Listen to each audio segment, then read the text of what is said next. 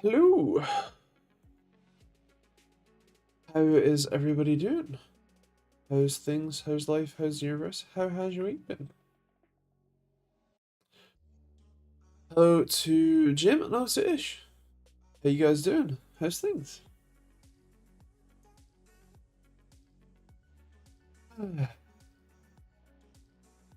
How has everybody's week been? Let me just move the mic a bit. Hello.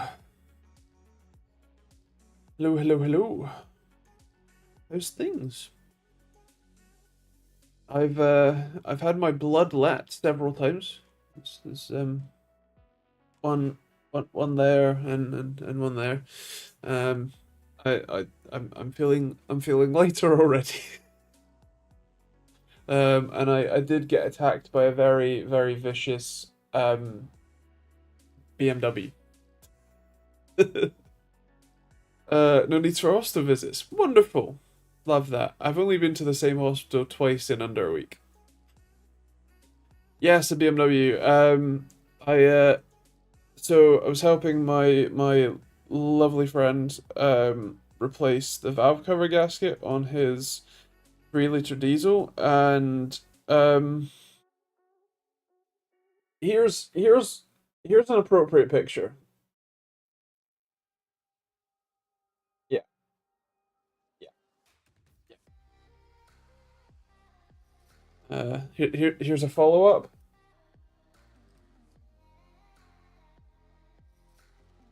Yep, yep, yep. So yeah, that's what these are. If you see them in videos, in fact, you will see them in at least one video. You'll know why, and you can correct all the people in the comments. I passed the blood test. I passed one of them. Yeah, I need to wait for the results of the other. Actually, this one, where is it? That one is both blood test and from the infusions, of which I had my last one last Friday.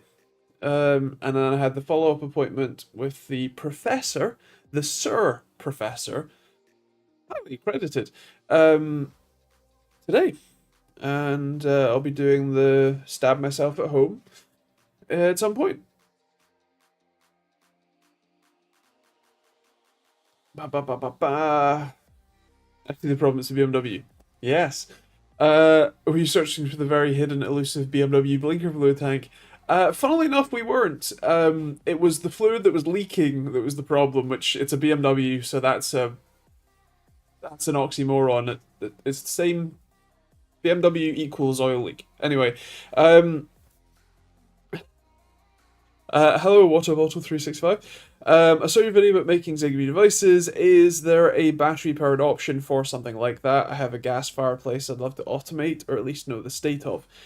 So, yes, the ZigBee boards, so like the ESP32H2, which is this guy, specifically the module, this is just UART to a USB to UART chip and a voltage regulator. That's pretty much it. You got the buttons and an LED, and that's kind of it.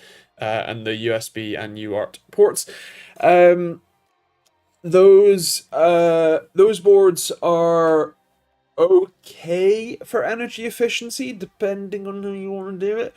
Although they're not amazing. The I don't have it, but the Silicon Labs one that I showed in that video, the oh god, nope, can't remember. I think it's MG something, but can't remember.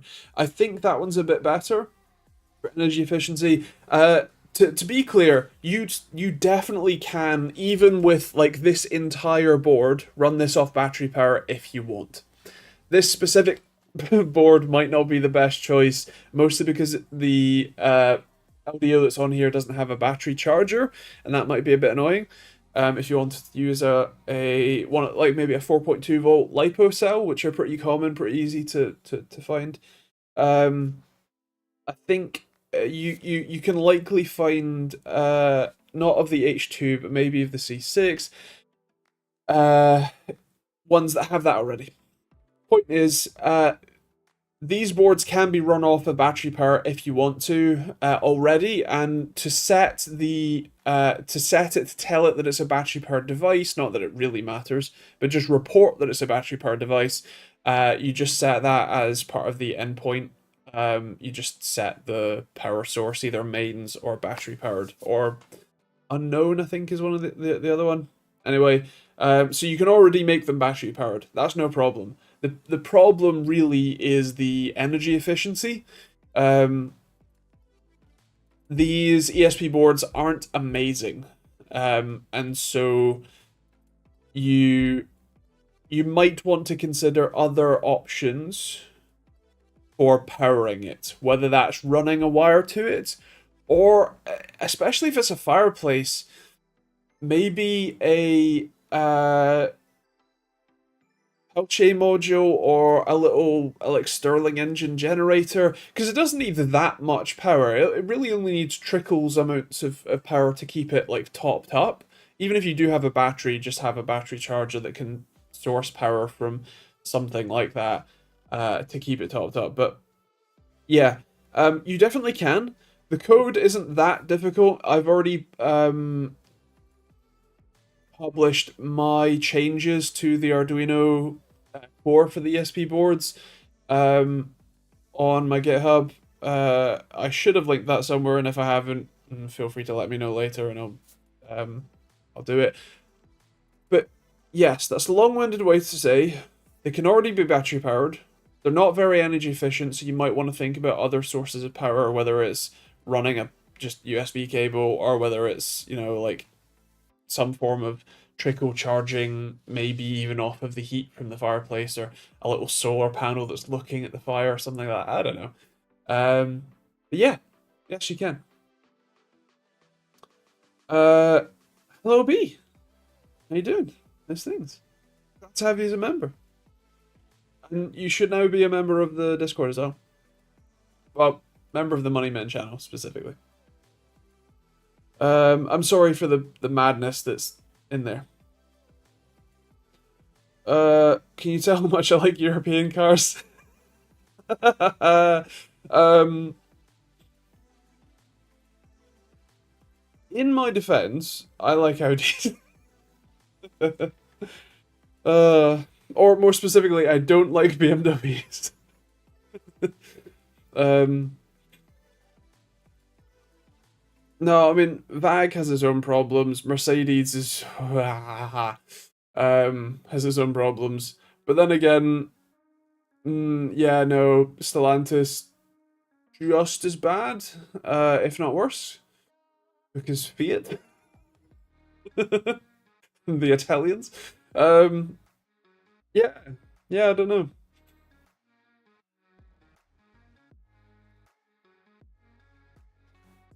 Isn't it funny that two of Italy's most famous and like arguably most Italian brands are are owned by Volkswagen and Audi, that being Lamborghini and Ducati. Ducati.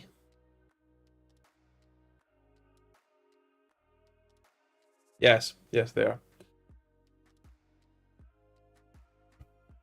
Well, no, actually, I've got to give at least Audi some props because repairing my car, on the whole, has been pretty easy.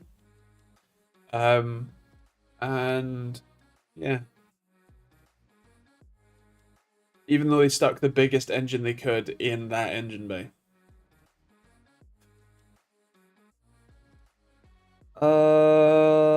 Which cars are actually not bad and affordable? Well, so generally speaking, Japanese cars are seen as very reliable and fairly affordable to run, mostly because, at very least, the stereotype is that uh, Germans like BMW, Audi, Mercedes build a car to exceptional standards with the context that they expect you to continue to use their standards, namely in things like maintenance. BMW are an exception, they're dicks, and put long life oil in, and like yeah. Um, but anyway, generally speaking, you know, Germans, if you maintain the car in the way they expect you to maintain it, very reliable, very good. Japanese cars generally build the tolerance in to understand that you're an idiot and you won't ever maintain it the way that they would hope you would, and so they make it just ultimately bulletproof, but kind of, you know, less good than it could be.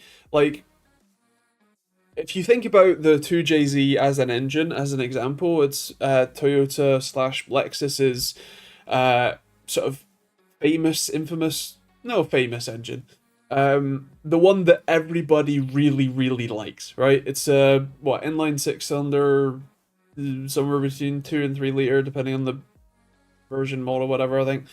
Um, and that engine makes at most, even the turbo version, a couple 100 horsepower, two, three, maybe absolute 400 and absolute push, as in stock configuration. Like in any straight out the factory version, the 2JZ didn't make more than like 300-ish horsepower, right? Give or take. Call it 400. But with entirely stock parts, like entirely stock internals, you can take, especially the turbo one, because the heads are slightly different to the non-turbo ones. The GT versus GT, I think. You can make like 800 to 1,000 horsepower on stock internals still pretty reliably. If you do that with most cars, like most engines, they would explode without, you know, at very least gapping the piston rings and maybe thinking about forged crank and conrods, you know, like high performance bearings, changing the oil viscosity to make sure that you continue, you know, like upgrading the oil pump, stuff like that, you know. Um, so that's I would say that's the context that uh, Japanese cars are generally very reliable because they are essentially purposely detuned so that when you don't maintain it well, it still works. Whereas BMWs are highly tuned, you know, highly efficient machines, but also if you don't maintain them very astutely, they will break. So pick your poison. But a Honda or a Toyota, as a sweeping generalization, is the sweeping generalization answer to what's the most reliable car. Um, hello, Joe. How you man? How's things? Good to have you. Hello, Horizon. Not French cars. God no. I had one. I had a Mark II Renault Clio. It had done 40,000 miles when the head gasket blew. It was an 8-valve 4-cylinder 1.6. What the? Are Maserati reliable? Do you know? I think the very very solid, very very solid answer is no. uh, thanks, because you're so used to repairing it. Seems easy. Well, yeah, but even like the first time I repaired it, it wasn't that difficult, and I haven't needed to repair it that much either. Um, Mitsubishi 4G63 for the win. Again, Japanese.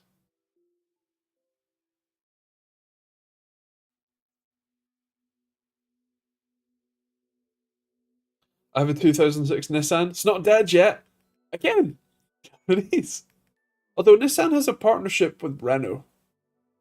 I think one of them owns 40% of the other. I can't remember, or maybe I'm mistaking that.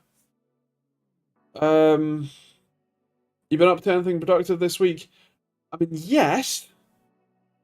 Point number one: I've had my blood stolen twice. There's one. There's the other.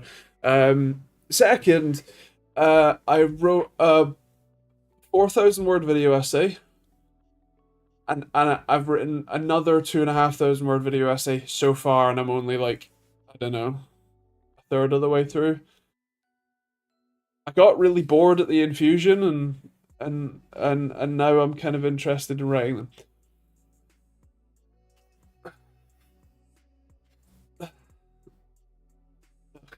We have a Peugeot 5008 automatic no one wants on the driveway. Worth 3 to 4K. It's been sat for over a year now. Lovely. Yeah, I don't want either. I mean, I know a friend who'd want one, but I don't want him to have it. So I want him to buy a proper car. um, hey, I have a 1977 Toyota Corolla Fastback with a Mustang front end, a 1300 engine that makes it 180 kilowatt rear wheel drive. Lots of fun. I mean, fair enough. 77. Is that the A86 sort of styling?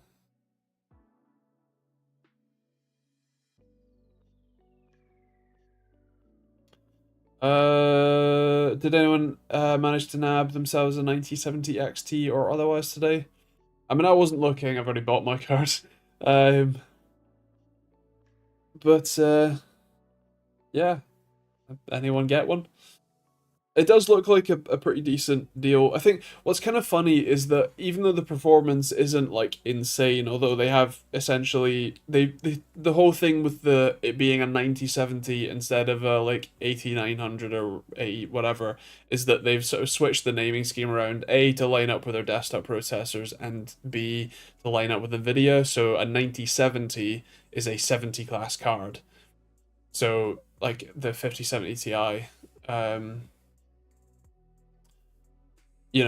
they line up now. So this 9070 is not the top end AMD card, at least in theory.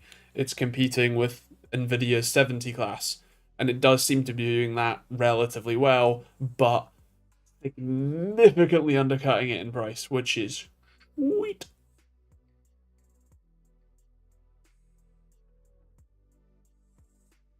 My friend showed me his new car Monday. It's an MG, and he was very excited about it. Wouldn't tell me any more until he arrived.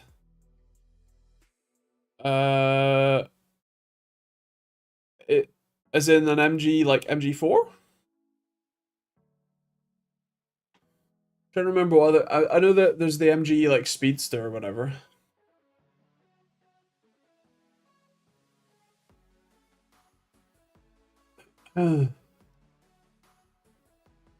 uh.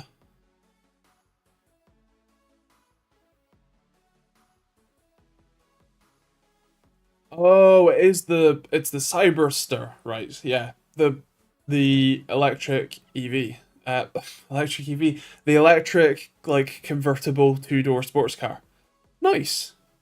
It's a stunning like little thing. I literally just, and I use that word very loosely, fit in it. Nice. I have, yeah, yeah.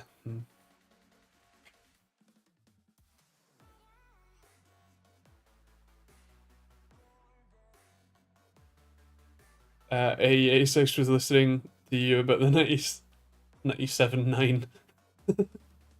Um, oh, because you said not the A70 instead of the A86. Right.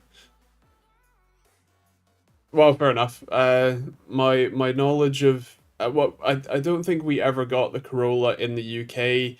At best, I think they might have called what they called the Corolla in America and rest of the world the Avensis or something here for a little while. Um, but yeah, so my knowledge, especially of Corollas from 20 years before I was born, kind of limited. The new MD cards come in white as well, two of them apparently. Nice.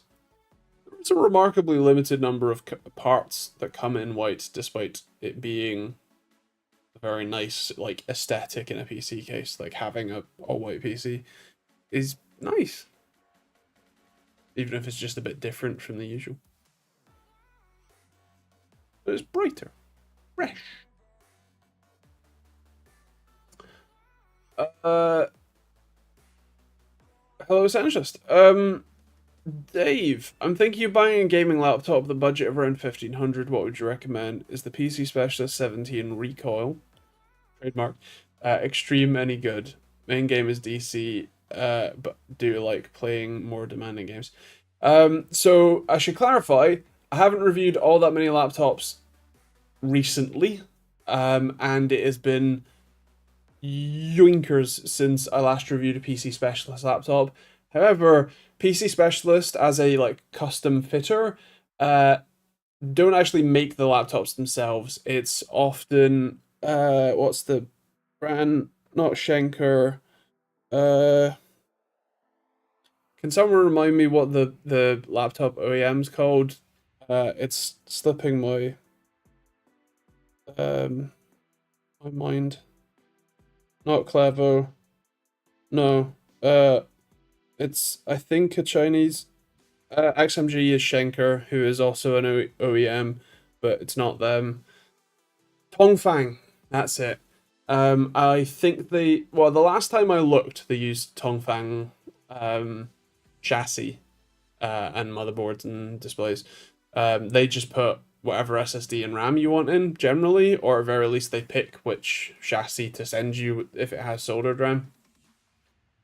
So point is, you're not getting anything super special if you buy a PC Specialist machine or any like immediately customizable machine. Like if you can go to a website and you can pick the exact, like not even just like 16 gigs of RAM, 1 terabyte SSD versus 32 gigs of RAM, 2 terabyte SSD, but like the exact like Corsair SSD you put in it, whatever. Then it's an OE or OEM chassis that they are buying in and then just putting the drives in, the RAM in, whatever, installing Windows on and giving it to you. Now, I'm not saying that that's a bad deal. In fact, people like XMG do make some really nice machines. They're owned by Schenker, who are also another laptop OEM. And I've actually really liked some of XMG's machines. So I'm not saying it's a bad deal, I'm just informing you on what that means. However, £1,500 is actually an annoying budget these days because it used to be that you could get a really nice machine for that. Like an Acer Triton, even the Triton 15 or 16, whatever it was. Like the original Triton was really nice and it was £1,500 and it was like full spec, nice and thin. Whereas nowadays, it's kind of annoying. I did review the Acer Nitro 14 pretty recently. That's a £800 to £1,000 laptop. It's lower spec than you would. Well, okay, it's higher spec than you would expect for the price nowadays. But it's lower price than you were looking for, and you can likely get better for that. But off the top of my head, you should probably be looking at probably a 4060 or a 5060 laptop. Oh no, they won't be out yet. So yeah, a 4060 laptop GPU, and either an i7, whatever the new Core Ultra thing is, or a Ryzen. I mean, if you find one of the Strix Halo, that's sick, but you won't. So yeah, I think the last one that I reviewed was like an 8845HS, but I'm sure that there are some other options as well. Yeah.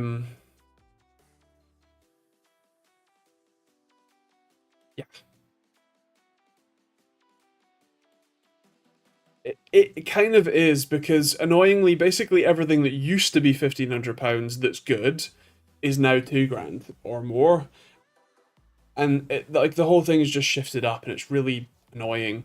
So yeah, I don't have any immediate recommendations off the top of my head at that price point, but feel free to have a look around. And if you got any other ideas or options, feel free to jump in the Discord after the stream and head to the tech or build support chat. I don't know which one. I guess build support. Head to one of the support channels and we can carry on chatting, and it's a bit easier to actually like look up what the options are and have a rough idea of what you might be getting. So again, I have never reviewed an Alienware laptop because Dell aren't available. So off the top of my head, I couldn't really tell you. If you can tell me the specs and the GPU TGP, total graphics power, I can probably give you a reasonable idea of what the performance will be like. But yeah, feel free to jump in the Discord and ask as well.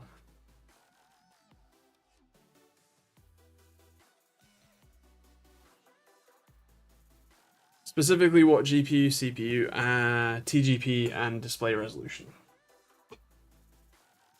I can give you a good idea. And possibly how thick it is.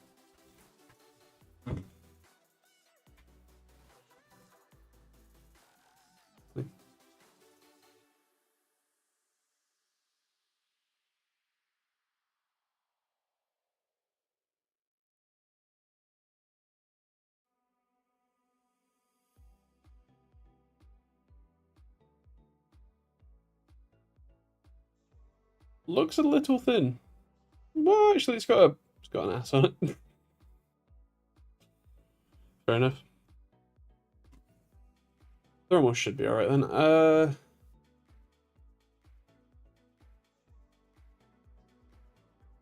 And Ryzen on the car front, I have listed multiple cars on AutoTrader and got calls from it, so I would recommend it to a degree.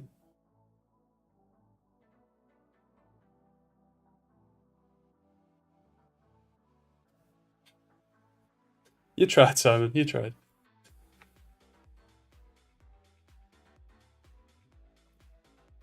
Most of my friends and I have to white vinyl tape stuff, monitors, Divoom stuff, etc. Because white tech is either limited edition or like lesser quality. Give people what they want. Yeah, there is. I mean, the more SKUs you have of stuff, the more annoying it is to deal with. But yeah. It's quick. I'm still to this day convinced 3 seconds 0 to 60 in EV feels faster than 3 seconds 0 to 60 in a combustion car. I know it's obviously not, but it's a strange kind of quick feeling I can't explain. Well, I can. So the main thing is the main thing is torque. Now, to say that you feel the torque or feel the power, they're the same thing. Now, torque is the twisting force that the motor or engine or your, arm is imparting, whatever, right? Torque is a twisting force. Whereas horsepower is the amount of work done over a certain amount of time.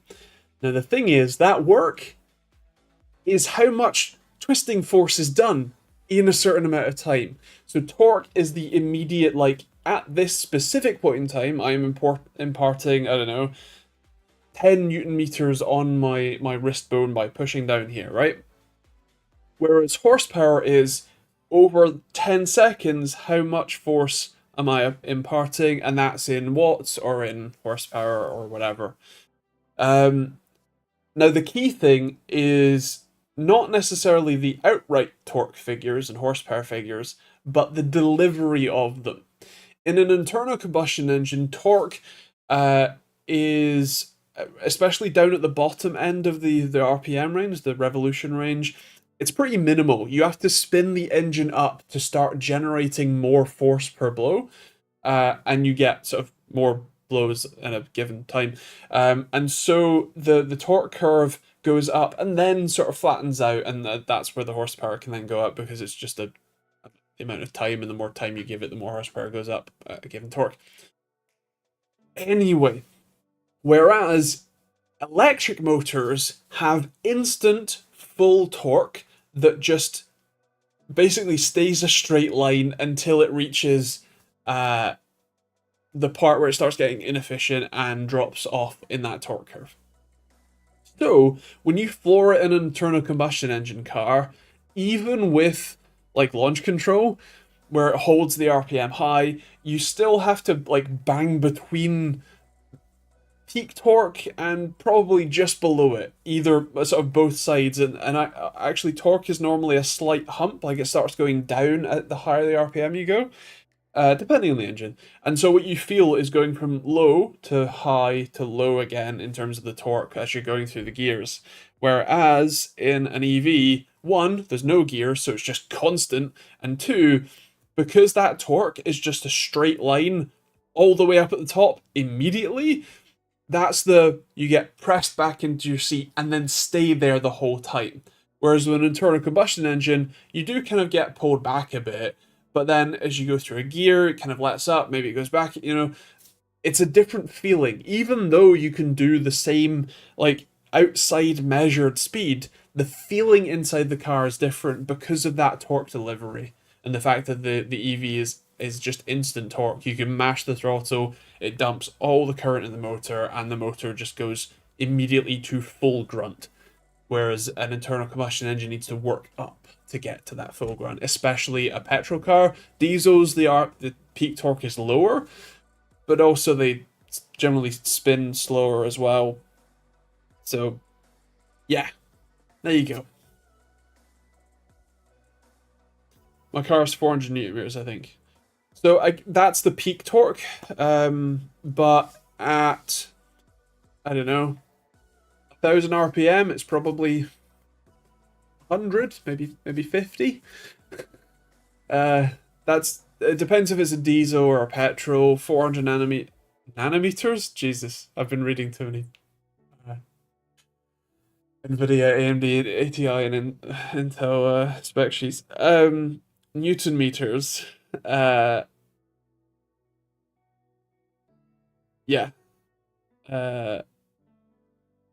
Is more likely petrol, in my opinion, because diesels tend to be more like 600 to 800 to 1,000.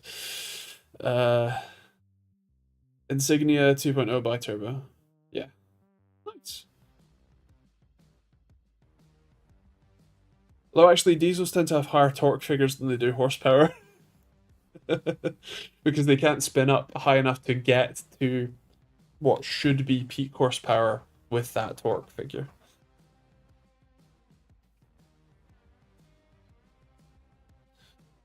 Makes so much sense. Wife couldn't see what I meant by it. She just said they're the same because they're both 3 seconds, but you've described it perfectly. Glad I'm not the only one. Yeah, I mean it's the quantitative says they're the same, the qualitative says they're different. Although technically it's also the quantitative that says they're different too, but you were trying to describe how it felt different despite having the same outward result. But now you can tell her exactly why.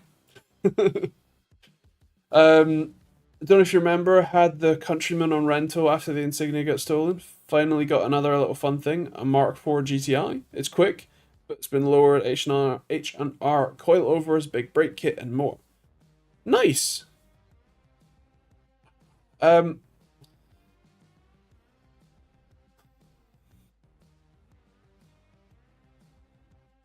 gonna take mine anyway.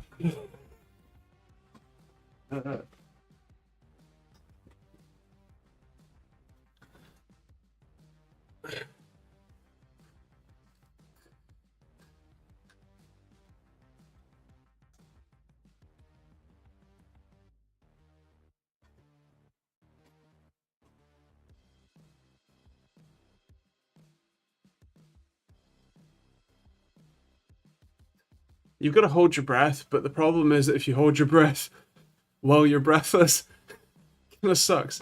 Any thoughts on the Mark IV? The Mark IV is where you got the R32 as well, right? I'm thinking of the right body shape, aren't I? Quite roundy.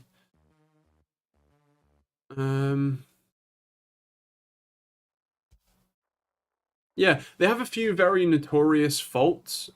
Uh, Although if it's already been, well, I suppose if it's been lowered, big break kit and stuff, maybe those have been fixed. Maybe they haven't. Um,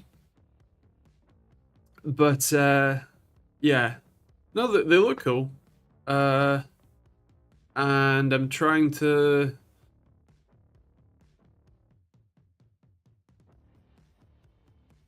remember any amount of uh facts about it, but my mind is drawing a blank because I now have a headache. 1.8T, seen some enthusiast running, but well taken care of. Nice. Is the 1.8 the one that blows up? How many miles does it have on it? You might want to check out the Humble Mechanics videos. He has a lot of very good videos on the Mark IV. Um, nice. Do all AM5 motherboard PCIe run at 8x when more than one M.2 Gen 5 is running? I want to say yes, because I think the CPUs only have 24 lanes. Well, 28 lanes before those go to the chipset. So 24 lanes total available. No, 20. For fuck's sake, I've forgotten. I think so, because I think there's only 24 total. Someone correct me if I'm wrong. Which I probably am, but I'm tired. At very least on Ryzen 3, the last time I had a proper press briefing, it had or Ryzen 5. Anyway. They had 24 lanes, 4 of which to the CPU, which leaves 20, 16 for the GPU, and 4 for the CPU. That means that if you want to run more than one SSD to the chipset, to the CPU, you've got to run the GPU at X8 so that the second M.2 slot has any amount of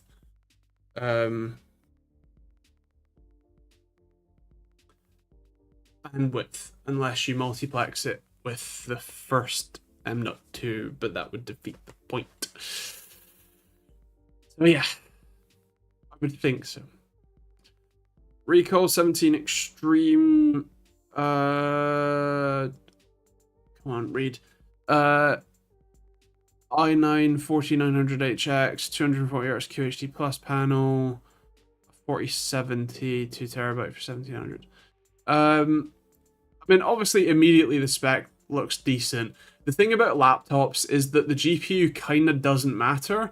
I've had RTX 4050s outperform RTX 4090 laptop chips because the CPU and the power limit and the cooling play way more of a factor than the chip itself does.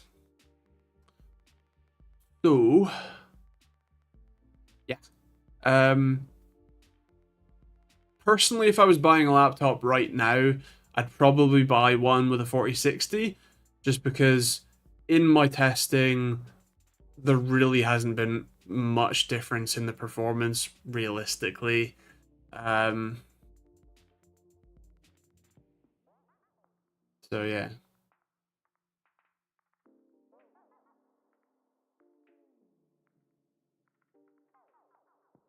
Thermal headroom. Yes. Yes, exactly. If it has a good cooling solution, that can make the difference, basically. Like a really thin laptop is going to really struggle no matter what GPU's in it. I've got an interesting chip coming to work on, apparently not available in the UK, a 7600X3D. Ah, nice. That'd be cool. I had a thought once. You know how there's the hover train, which runs on magnets, maglev? How about a racing track that has magnet-powered cars, or would this kind of technology be useful? Though we'd have to dig up the road. Um, Overtaking is kind of low-key important in races. One can't very well overtake on rails. You would design a circuit which would allow it. The magnets in the vehicle would have to rotate instead of rock. So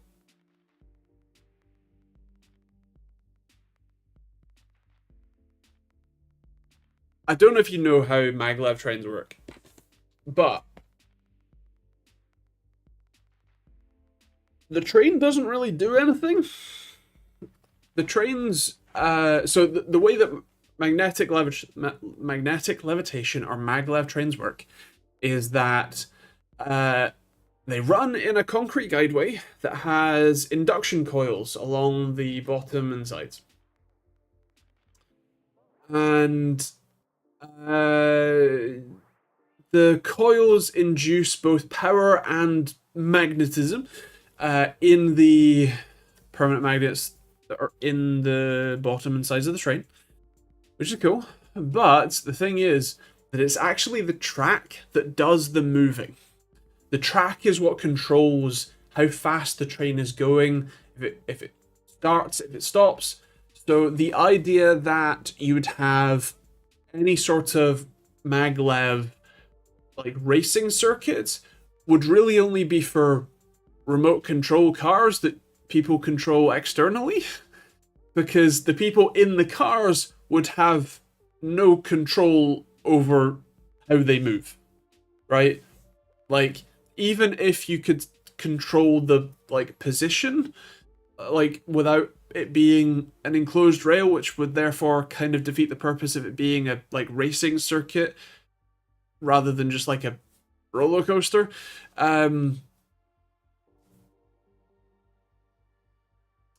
Yeah, you couldn't, even if you could steer it, which you can't. You couldn't control it from inside the car. Um,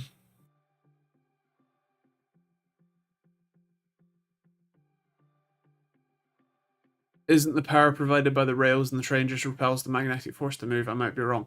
Yes, that's what I'm saying. The train does not control itself. It's the track that controls the train.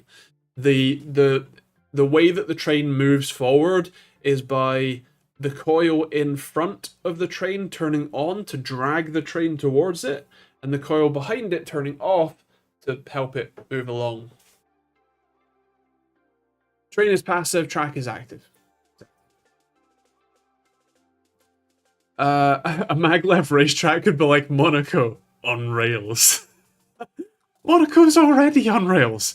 I don't understand what the point of Monaco is anymore. You can't overtake. You just. I don't know if you saw the proposed changes to Monaco, like the Monaco Grand Prix, to make it in theory more interesting, and it's just make them do more pit stops. Because pit stops are the only way you can do overtakes in Monaco. What? Why? It doesn't help. So yeah.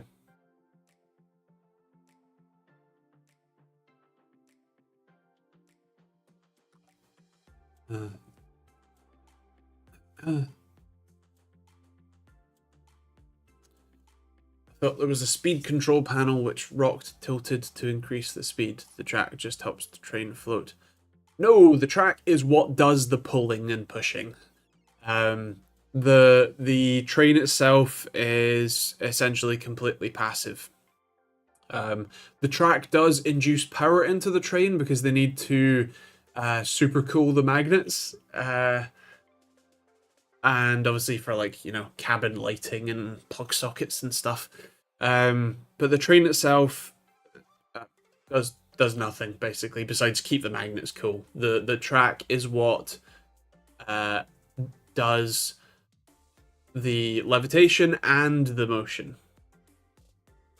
And what's actually kind of fun about maglevs is that they're inherently safe in the sense that even if power is lost in the track, like even if I mean, obviously, Japan is the only place that has a maglev with any amount of sincerity. The Shanghai maglev is like 20 miles long. There's like 2 stops. Who cares? The Tokyo to Osaka and is it Nagasaki? Anyway, the 3 stop one from that they're building in Japan. Um, the things like earthquakes and tsunamis are somewhat common there, and so it needs to be inherently safe.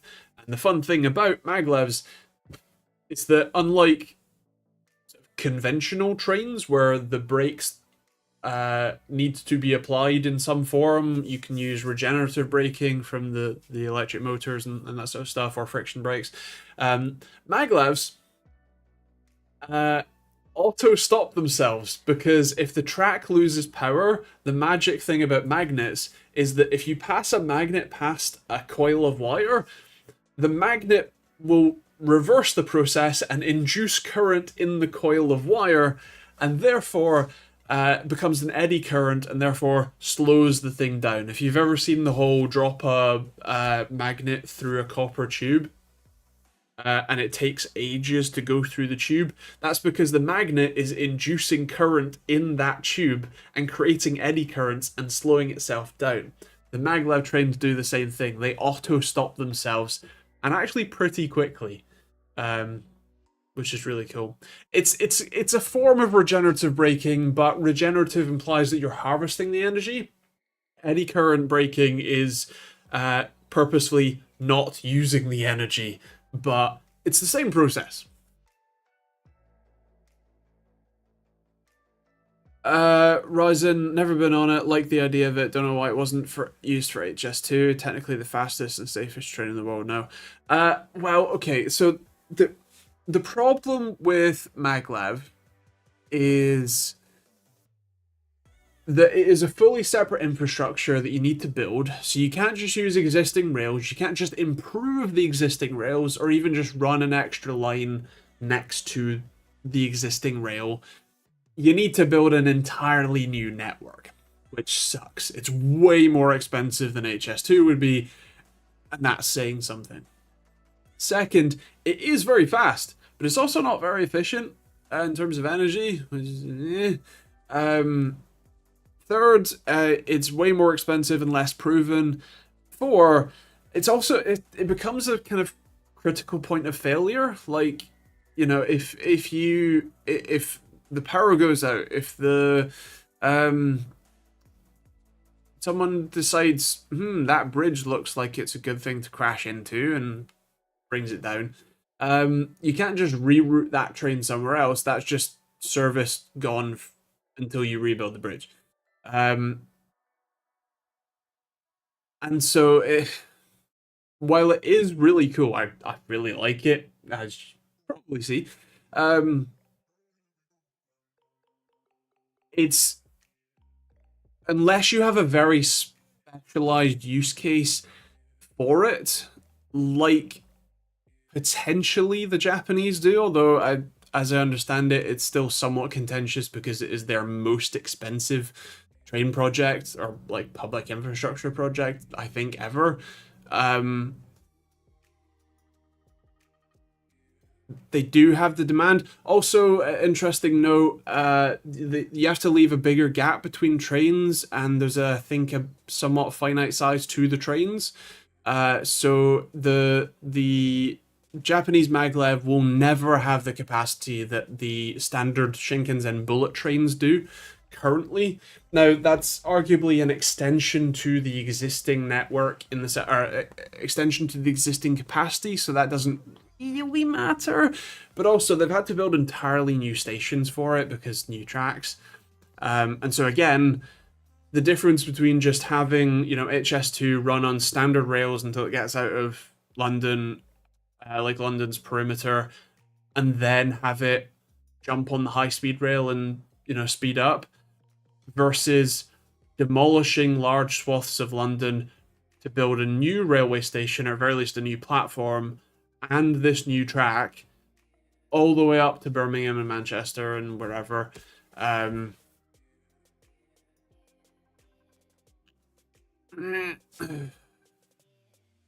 So yeah, it's fast. Yeah, it's technically safe. But yeah. Uh, Joe, I literally just went through like all of the drawbacks of maglev tech. I'm not saying it again. um, like literally, bro. Uh, they don't deteriorate over time, as I understand it. I think the Shanghai maglev, while somewhat of a not the best example, does uh, show that it's pretty reliable when it's like, because it's just concrete, like it's just a concrete rail. They've got the magnets embedded in it, the coils embedded in. Sorry, I think the trains might require some maintenance in the sense that uh, the like magnets being constantly superheated and super cooled, and vice versa, from the enormous amount of current that you pump through them, or induced current, magnetic flux, whatever you want to call it. But no, I think they're relatively reliable from a technical standpoint. Uh, yeah. Okay, fair enough. You can see where it showed up, right? You can see that it showed up here. Um,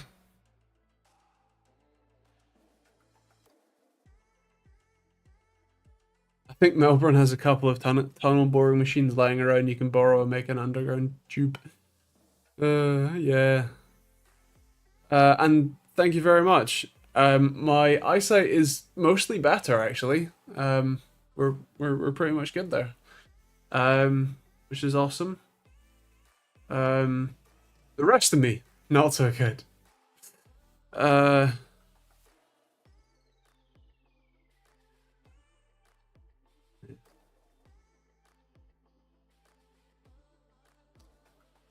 John. I mean I'm not dead, so that's good. Um, I see the missus keeping you busy. It's bittersweet.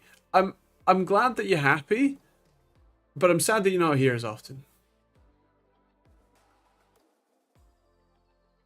But I'm glad that you're happy.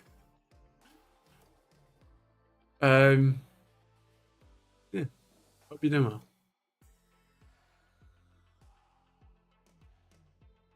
Uh, yeah. So they do. What was the infrastructure project they just finished building? I mean, is it the new like traffic tunnel or is it a rail tunnel? I've watched a few videos from the B1M on um infrastructure projects, so it's been a little while since I watched them.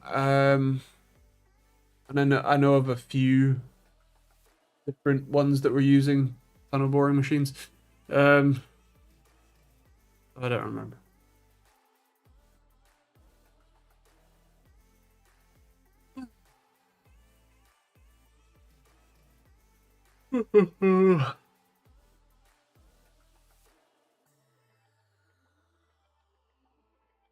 Is a road tunnel the Nordics way?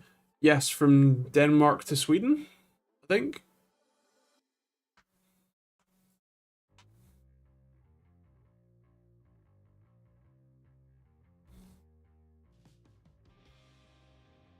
Well, you're here in spirit. Um, New or more better uh underrail lines for the city, 5 new stations. Nice. I knew it was something.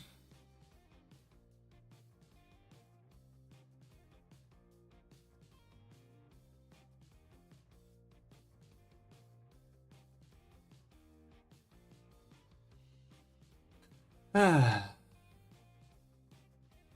I have a interesting dual monitor thing from Acer in. that you'll see in well, a couple of weeks at this point. I literally arrived this morning. Um, haven't looked yet. It should be interesting. As for videos, actually, so the one that I was working on at the start of the week, that I'm going to be interested in seeing what you think about it, is the, let me double check. I did that one. So you'll see it not this week coming, but following week.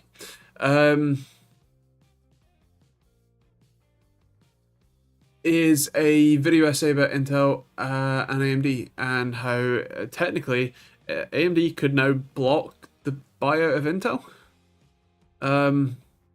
Yeah, I hope you enjoy it because I really enjoyed like making it, or at least writing the script for it and learning about stuff. I really enjoy the like script writing part in terms of like it being interesting and learning stuff. And then when it comes to filming and editing, that sucks. And I would genuinely want to hire someone to just edit those videos. Like reviews, I can edit just fine. It's actually kind of a cathartic part of the process. But yeah. Anyway, yeah, and I'm writing one about Nvidia now. But I still have some regular reviews coming up as well. What's the best OLED monitor? 240 hertz, $500 to $600. AOC. Fuck, what's it called? I reviewed it not too long ago. Yeah, that's the 4K one. That's the ultra wide. AOC AG276QZ D2. That's AOC, as in Alpha Oscar Kilo? No, Charlie. That's what I meant to say. Alpha Golf 276 Quebec Zulu Delta 2. And just for good measure, there's my review.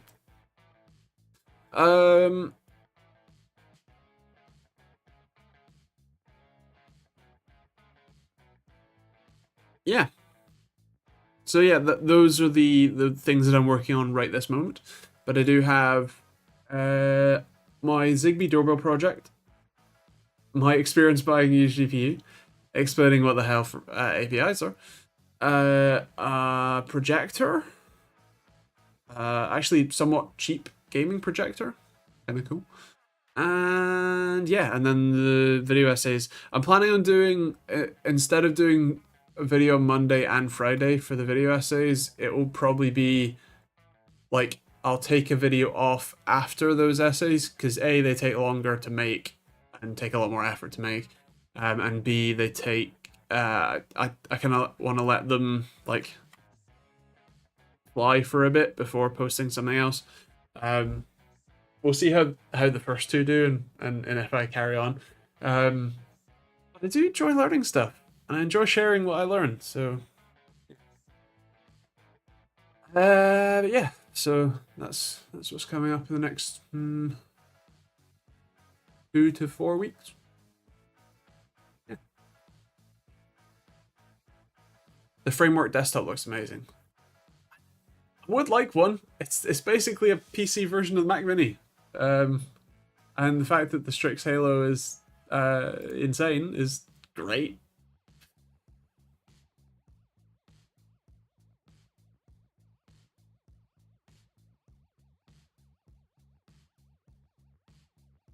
So yeah. See you, Simon. Have fun at Whiskey Oscar Romeo Kilo.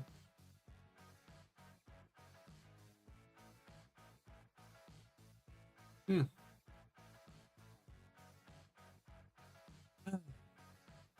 Oh, that's why I was talking about the ZigBee thing. My Arduino repo for the my GitHub repo for the Arduino core for the ESP32s for the Zigbee stuff will be linked in the description of the Zigbee doorbell project video, which will be out not this Friday but next, apparently, according to my schedule.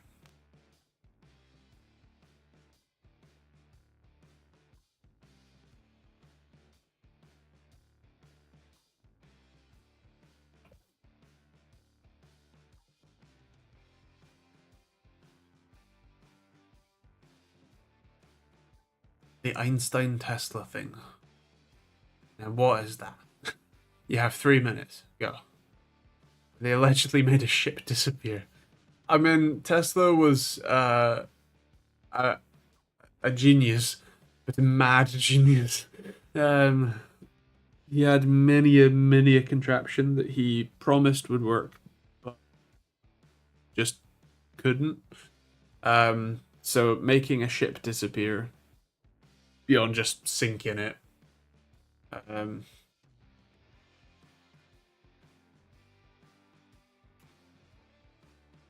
mean, 1943 is peak ship disappearing territory, for sure. They're trying to make cloaking technology. Oh, well then no. The only way to make a ship disappear is to sink it or to cover the eyes of everybody who's looking for it while it sails away.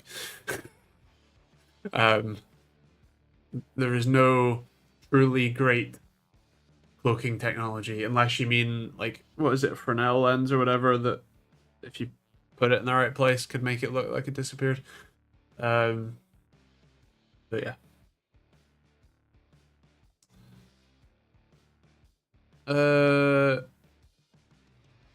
Jim, I haven't seen that.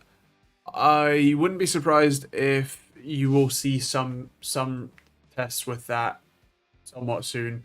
But the problem with like trying to have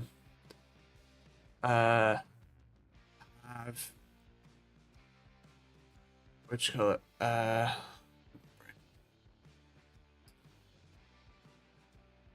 at launch, you really don't have much time to test stuff. They really don't give you that much time pre-launch. So, especially with now everybody's like sort of dedication to doing really good, solid data, and like lots of different games and stuff, you're gonna struggle to, come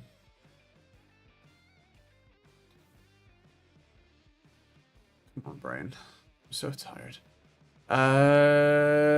Do that sort of extra testing, especially if it's not being specifically called for, you know? Anyway, I have been up for far too long today because I had a semi-early doctor's appointment.